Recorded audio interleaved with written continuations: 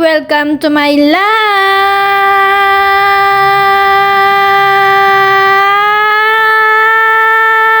Nakaramdam nga ako ng gutom kaya dali-dali akong bumaba ng kwarto ko. Alas 5 na nga pala yan ng hapon, kalalabas ko lang galing work. Kaya lumabas ako para maghanap ng pwedeng makain. Ay, oo nga pala, bago ko makalimutan, bibili na muna ako ng bigas. Wala na nga rin pala akong bigas na pangsaing mamaya. Grabe, pataas na talaga ang presyo ng bigas. At yung A47 nga lang ang pinili kong bilhin. Sabi kasi gagawing 25 pesos ang isang kilong bigas eh. Oh, nasa na? At 10 truck ang bibiling ko. Truck nga lang, walang bigas. Oh, siya, tara, lakad-lakad tayo. Hahanap tayo ng pwede ditong makain. At nakita ko nga itong mangga. Ay, ang pagkaasim, nakita ko palang nalalaway na talaga ako. At dito nga pala sa may court, may nagtitinda din dito na ukay. Gusto ko sanang tumingin kaso talagang nagugutom na ako, natitikam na akong kumain. Alam niyo ba, tuwing sasapit na ang hapon, marami na ditong nagbebenta sa gilid-gilid ng mga pagkain na pwedeng meriendahan. Katulad ng mga barbecue, mga turon, mga tusok-tusok, mga ihaw-ihaw, at marami pang iba. Kaya ikaw na lang talaga ang mamimili kung ano ang gusto mong kainin. Hindi ko na nga pala naipakita sa inyo yung mga pinagsasabi kong meriendahan. Kasi nga, naglalakad ako papunta roon sa gustong gusto kong kainin. Excited na nga ako, nandito na tayo, malapit na tayo. Dito nga lang pala yun, malapit sa 7-Eleven, malapit din sa Caltex. Tadan! Andito na tayo sa paborito kong kainin, ang tusok-tusok, fishball, kikiam, hotdog, at marami pang iba. Alam nyo bang super duper paborito ko ito? Kasi nga, naging kasangga ko rin yan nung nag-aaral pa ako. Sa mga di nakakaalam, ngayon malalaman nyo na, malamang sasabihin ko nga di ba? Iniuulam ko po yan, super sarap talaga, lalo na kung masarap yung sausawan.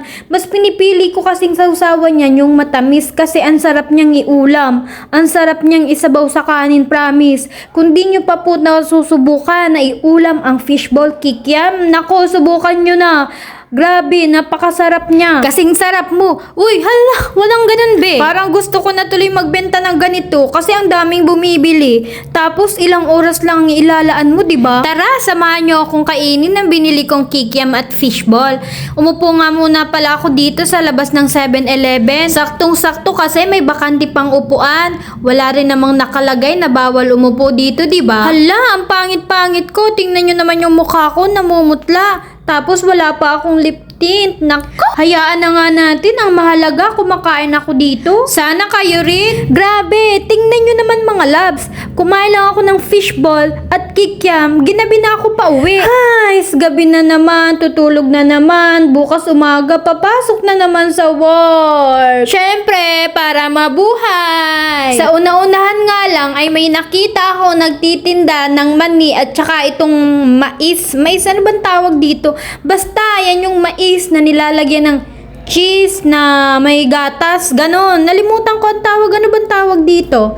Sige nga, kung alam mo ang tawag dyan, i-comment mo sa comment section ha. Alam nyo ba, natuto lang ako nitong kumain nung grade 12. Oo, grade 12 yun, nung merong yung anong subject ba yun? Yung entrepreneurship ba yun na kailangan nyo magbenta-benta? Yan yung benenta namin. Kaya natutunan ko na rin siyang kainin. Kasi nga, hindi ako mahilig sa cheese. O yan, nalaman nyo na naman. Kaya nung una, feeling ko, hindi ko siya magugustuhan. Pero ngayon, mahal na mahal ko na siya. Landi. Pumasok na nga rin pala ako dito sa Dolly Store.